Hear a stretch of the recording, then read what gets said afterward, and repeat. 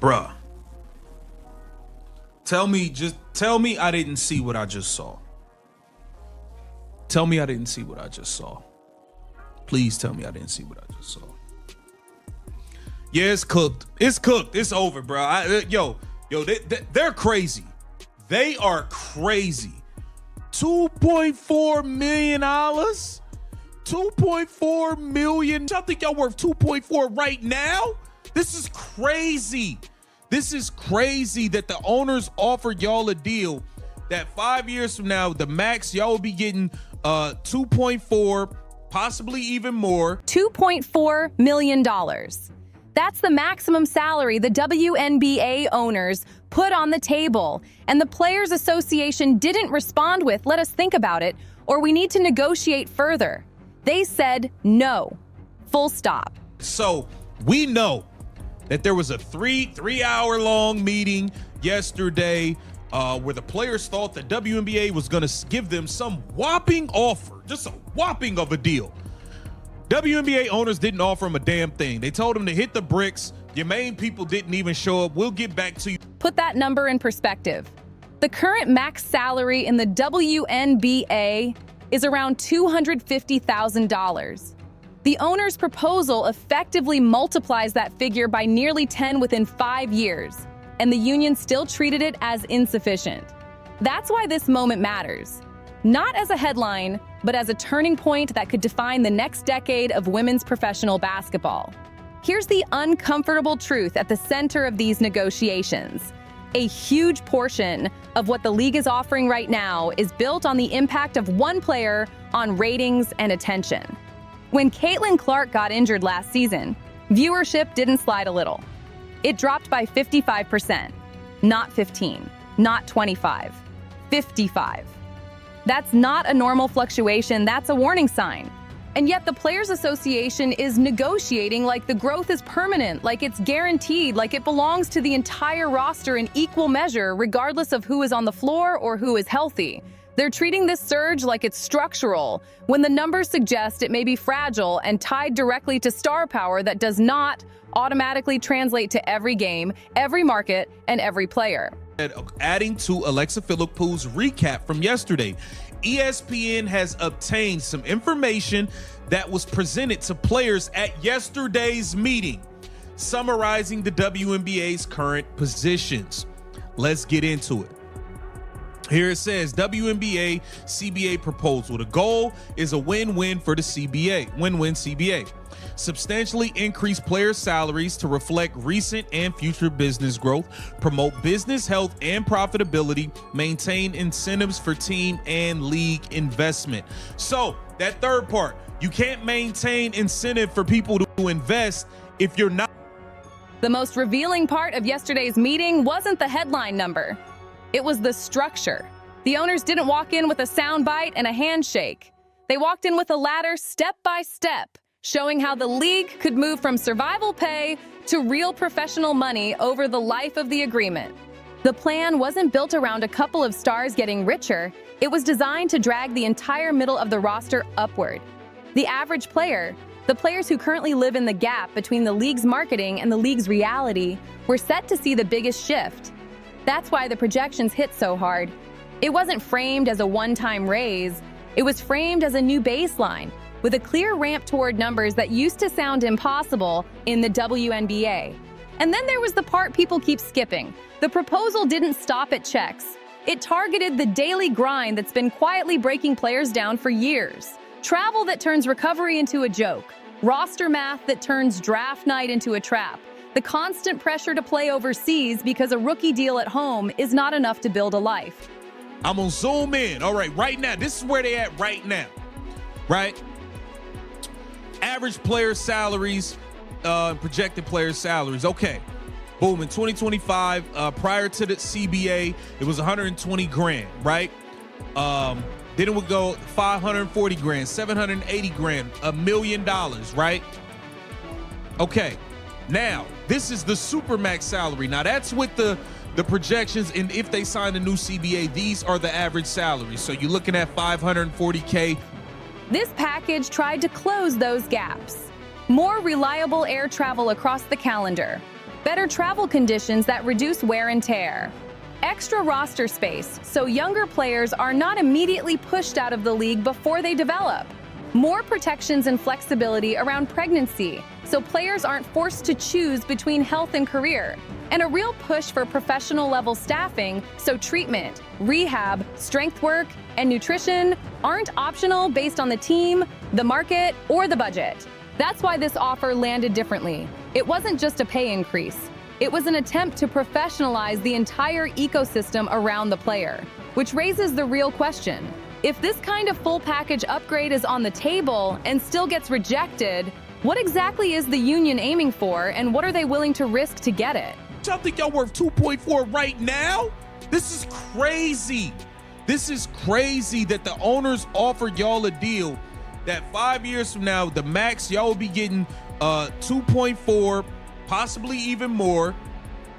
Okay, y'all be getting 1.3 for this season on a max deal, an average salary of $540,000. They said no. 2031, the average salary will be $1 million. The average. Yeah, these crazy. These ladies is Delulu.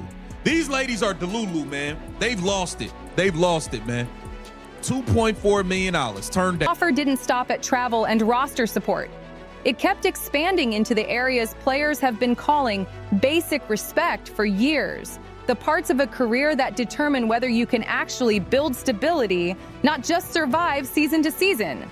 Retirement support was on the list, with higher team contributions meant to make a WNBA career look more like a long-term profession. Instead of a short burst of income, you have to stretch across a lifetime. Performance money was also set to rise, with bigger bonuses tied to awards, milestones, and postseason progress, the kind of incentives that reward impact and winning without flattening everything into one number. Then came the medical side, where the fine print matters. The proposal included continued benefits for players who get waived after a certain point in the season, covering a gap that currently leaves some players exposed the moment a roster decision is made. It also addressed a reality the league rarely talks about out loud, that many players are balancing elite performance with motherhood. The framework included rules that would make it easier for young children and caregivers to travel with teams, with additional rooms covered, so the logistical burden doesn't fall entirely on the player. And yes, there were quality-of-life changes that signal a cultural shift as much as a financial one. Access perks, league services, and policy updates like ending marijuana testing, paired with treatment-oriented programs for substance issues. Even the business side was loosened up, expanding what players could do in endorsements and investments, including categories that used to be treated like automatic red lines. That's why calling this a simple pay dispute misses the point. It was a full benefits rebuild, designed to modernize how the league treats its labor. But here's where the union's posture starts to get shaky. The owners weren't just pitching higher salaries. They were openly protecting the idea of continued investment by teams and by the league as a whole. That part isn't corporate messaging. It's the foundation of the entire model. If the business contracts, upward salary adjustments, which means they would make adjustments to the salaries that rookies are on so they can get more money. Like, it's a win around the board, man. It's a win around the board. Team charter travel, preseason, regular season, and postseason games, first class travel in and out of team market, higher annual salary, more allowable guaranteed contracts per team, additional categories of salary protection, 2 new development player rosters. So they were going to add 2 roster spots for development. Can't sustain itself. The promises stop being numbers on paper and start becoming liabilities somebody has to cover. The WNBA has spent much of its history operating at a loss, with the NBA absorbing the gap. The recent surge in attention and revenue created a window where the league could move closer to standing on its own. And the tension in these talks comes down to one question.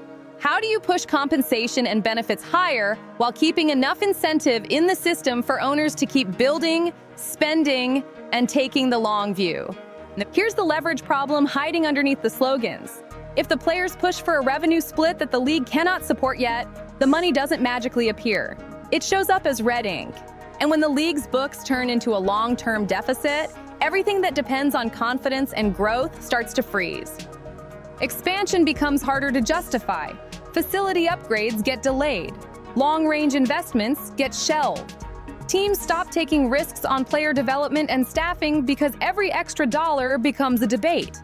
The trajectory that fans think is guaranteed, more teams, better arenas, bigger marketing, deeper rosters, slows down the moment ownership starts seeing the league as a cost center again. That's what made the meeting dynamic so important.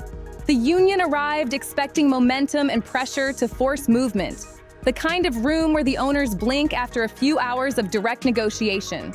Instead, the message was procedural and firm. The proposal didn't evolve in real time. It was presented as a finished product, and the people with the true authority to shift it were not the ones in the room. That's a quiet statement. It says the league doesn't believe it needs to bid against itself. It says the owners are willing to let the standoff play out rather than set a precedent that every surge in attention must immediately convert into a permanent, guaranteed split. Now, the union's core ask is not irrational in theory. Revenue sharing has a clean moral logic. If the business grows, labor should share in the upside. The problem is that models don't transfer cleanly across leagues at different stages. The NBA's split works inside a mature system with massive diversified revenue streams, deep media rights, stable arenas, and decades of compounding brand value.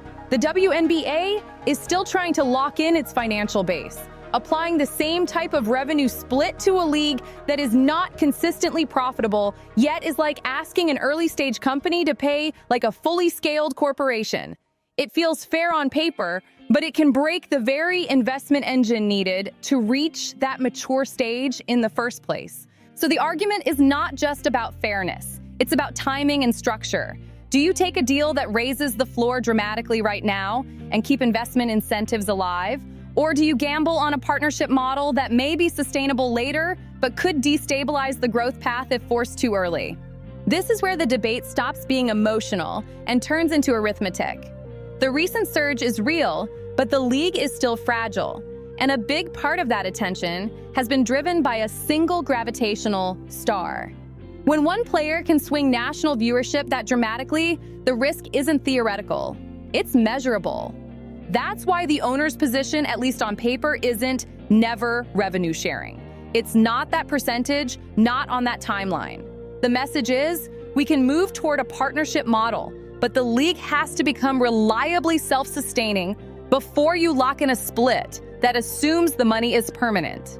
The media rights jump is the headline everyone points to. The WNBA's new long-term package has been widely reported at about $2.2 billion over 11 years, roughly $200 million per year, with the possibility of additional agreements on top of that. But that number isn't a blank check. Media money gets allocated, spent, and absorbed by costs that fans rarely talk about.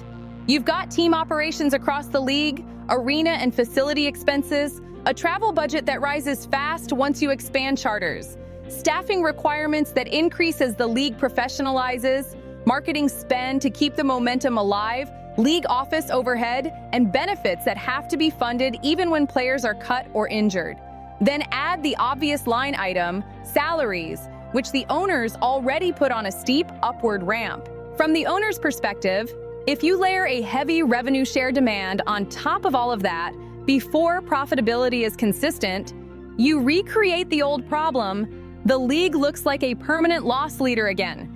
The union pushes back and says the league is undervaluing itself, that money is being hidden, that the growth is being downplayed. And in private enterprise, skepticism about the books is never completely irrational.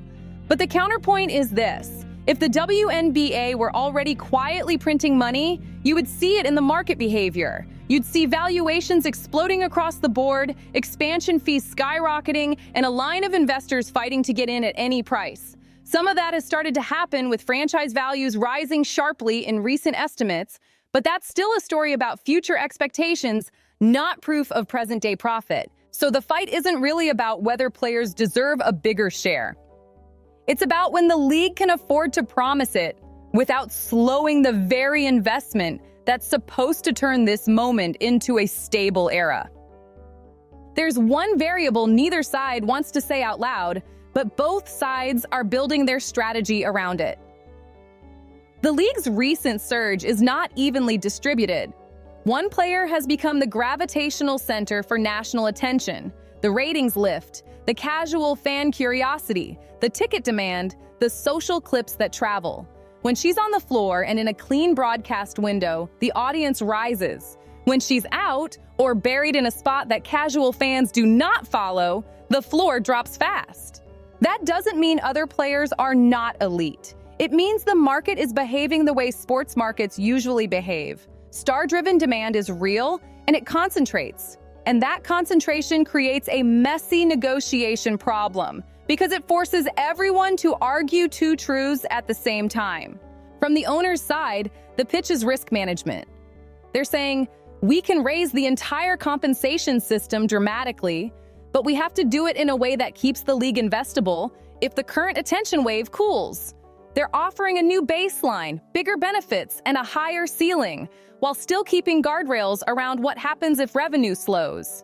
From the union side, the pitch is principle. They're saying, we are the league. The product is not one person, it's the competition, the schedule, the teams, the labor that makes every physical therapist access to nutritionists. I mean, listen, man, the WNBA players, got to get real, man. These owners have made adjustments. They're looking to do things. The players are kind of like wacky, man. I'm gonna be honest with you. They very wacky for this, man. Higher team contributions to players, 401k retirement, increased performance bonuses for awards and playoff advancement. Additional funding for player programs, access to recently retired players, broader access to family planning benefits, medical benefits, continuation for players waived. Broadcast possible. And because labor is the engine, labor should share in the upside regardless of which jersey is selling the most this month. Both arguments have logic. The difference is what happens when the downside scenario hits. If the league locks into a hard revenue split and the primary driver of casual demand disappears, whether through injury, burnout, a shift in priorities, or the audience simply moving on, the revenue line can fall faster than the obligations. That's the trap. Salary commitments and benefit commitments are not flexible once they're signed. They become fixed costs. And fixed costs are what sink growing businesses when growth pauses. That's why the owners keep steering toward increases that scale with continued performance instead of permanent percentages that assume the boom lasts forever. And that's why the union frames that caution as greed, because caution looks like withholding when you're standing inside a moment that feels bigger than it has ever been. This is the real fight. It's not just about what players deserve in a perfect world. It's about how you build a deal that survives the world as it actually behaves, where star power can spike demand, and where demand can drop long before contracts do. At what point does prudence stop looking like greed and start looking like basic survival? If you run a league that has historically relied on subsidy and you're finally seeing a path towards self-sufficiency, is it unethical to say, we will raise pay as revenue rises, but we cannot lock in obligations that assume revenue will always rise? There's another piece of this that gets ignored because it is not as glamorous as a headline number: the developmental roster spots. 2 extra slots per team is not just a footnote. It is a structural change that creates real jobs across the league. It gives late draft picks and fringe players a bridge instead of a cliff. Instead of getting cut and immediately forced into an overseas sprint just to stay employed, more players would remain in market, practice daily in the system, and actually develop in a professional environment. That is how you turn depth into talent, and talent into better basketball. Rejecting that part of the offer sends a message down the roster, not to the stars, but to the players who are fighting for the last seat on the plane. It tells them their security is a bargaining chip, even when the proposal is designed to increase the number of people who can stay in the league long enough to matter. The travel component tells the same story. Players have been loud for years about charters, for safety, recovery, and the basic dignity of not living in airports. A charter-heavy schedule is not a symbolic concession. It is a recurring expense that changes the operating budget in a major way. When that kind of commitment is treated like a minor add-on, it raises a hard question. Are we negotiating for the best overall package? Or are we negotiating for a single metric that must be won at any cost? And then you stack the rest of it. Extended medical coverage, family travel support, retirement contributions, mental health and wellness resources, nutrition access, stronger staffing standards that improve rehab, training, and longevity. These are not vibes. They are tangible value that directly affects quality of life and career length. The problem is that benefits do not show up cleanly in the salary headline, even though they function like compensation. A player can see more money in her account through salary, but she can also keep more money in her account when travel costs disappear, when family logistics are supported, when medical coverage does not vanish after a roster move, and when retirement contributions build real stability after the playing days end. So the real tension is this. The union is treating anything short of its preferred revenue model as unacceptable, even when the offer includes concrete upgrades that expand jobs and improve the daily reality for the majority of the roster.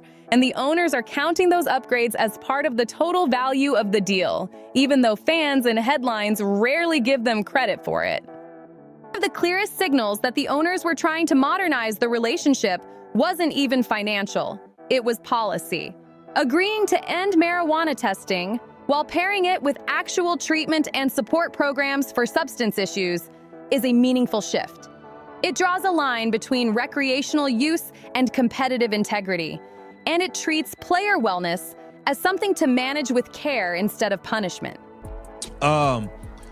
Mobile medical record app for players, earlier first payment of annual salary, additional mental health resources, increased promotional and commercial appearance fees, new non-birthing parent leave policy. You ain't even the one pregnant. What do you got to leave for? That is a change players have been asking for across multiple cycles, and it landed with barely a ripple in the public response. That silence matters because it reinforces what this negotiation has become. Not a fight over whether conditions improve, but a fight over how fast the pay scale moves and how much of the upside becomes guaranteed immediately. The owner's roadmap is built like a ramp.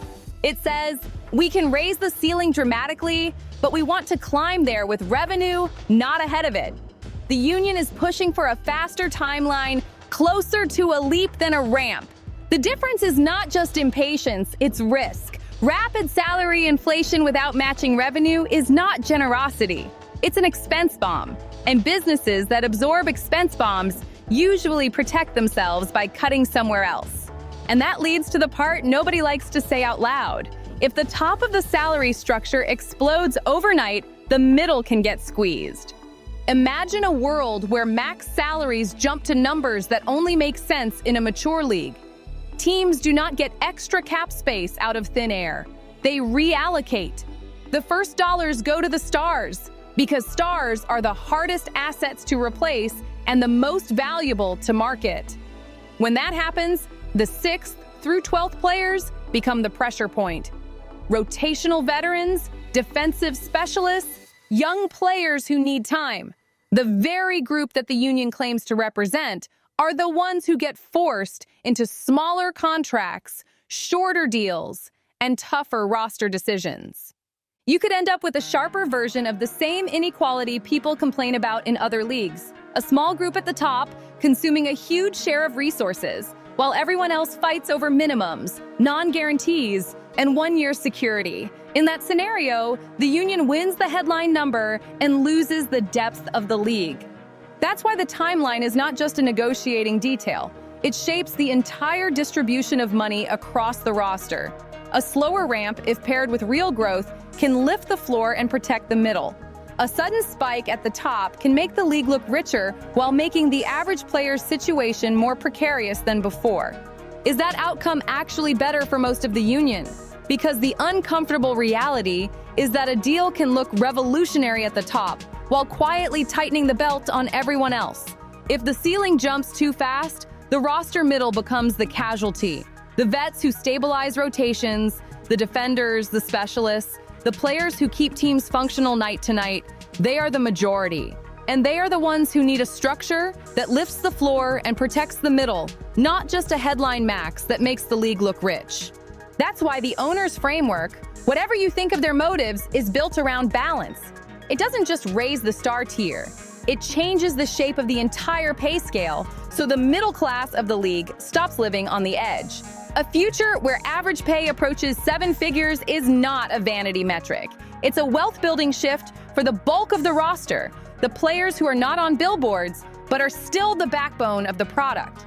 That the union leadership, though, is signaling that the deal is not acceptable unless the revenue share percentage and the speed of the timeline match their preferred model. And that focus can backfire.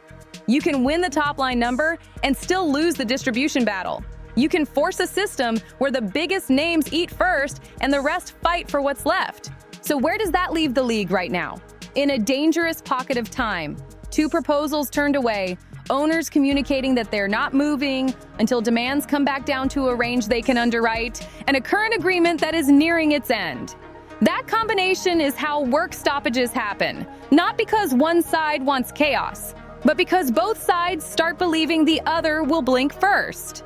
The timing could not be worse. Momentum is not a permanent asset, it is a window. If a strike or lockout hits while the league is still converting new fans into long-term habits, you don't just lose games. You risk losing the casual audience that only recently started paying attention, and casual audiences are the hardest to win back once they move on. And that's what makes this moment feel so self-defeating. The owners have signaled willingness on a long list of quality of life issues: travel, benefits, family support, roster development, retirement, staffing, the infrastructure that turns a league into a true profession. They have also put a steep salary ramp on the table. The union is treating everything short of its preferred revenue share and timeline as unacceptable. At some point, the strategic question becomes unavoidable. Are you negotiating to maximize the total package for the majority, or are you willing to risk the entire ecosystem to chase the ideal percentage now? Because if you push the system into a stoppage, you might not be pressuring owners as much as you are pressuring the league's fragile growth itself. And once that growth stalls, everyone, including the players, has less leverage, less revenue, and fewer options. The league is standing at the edge of its biggest opportunity and its biggest self-inflicted mistake. This isn't just a negotiation anymore. It's a test of whether the WNBA can turn a breakout moment into a lasting era, or whether it's about to light that momentum on fire because both sides refuse to move an inch. The owners are telling the union, we'll raise the floor, we'll upgrade travel, we'll modernize benefits, we'll build the infrastructure, and we'll keep increasing pay as the money becomes real and repeatable. The union is saying none of it matters unless the split and the timeline match what we demanded. And that's where the risk becomes existential. A work stoppage does not pause a league like this. It rewinds it. It gives casual fans permission to leave. It hands sponsors and media partners an excuse to shift attention elsewhere. It breaks routines that were only just starting to form. And once that happens, the same people fighting for a bigger share could end up fighting over a smaller pie, with less leverage than they have right now. This is the moment where strategy matters more than pride, because you do not build generational growth by trying to extract the future in one bite. You build it by locking in stability, protecting investment, and letting the league's new audience become permanent. If the WNBA is serious about being a self-sustaining business, both sides have to act like it. That means the union has to weigh what it wins on paper against what it could lose in reality, and it means ownership has to prove their roadmap is more than a stall tactic by committing to transparent benchmarks and real escalation. The next move decides everything. Either they find a deal that protects the league's growth and lifts the majority of players, or they gamble the whole era on a standoff that could leave everyone poorer, louder, and back where they started. We've got every angle covered, every leak, every backroom twist, and every move they don't want you to notice. Hit like, subscribe, drop a comment, and share this video. Stay locked in with Courtside Leaks, your home for the truth behind the WNBA headlines. We've got every angle covered, every leak, every backstage twist, every moment they won't show you. Hit like, subscribe, drop a comment, and share this video. Stay locked in with Courtside Leaks, your home for the truth behind the WNBA headlines.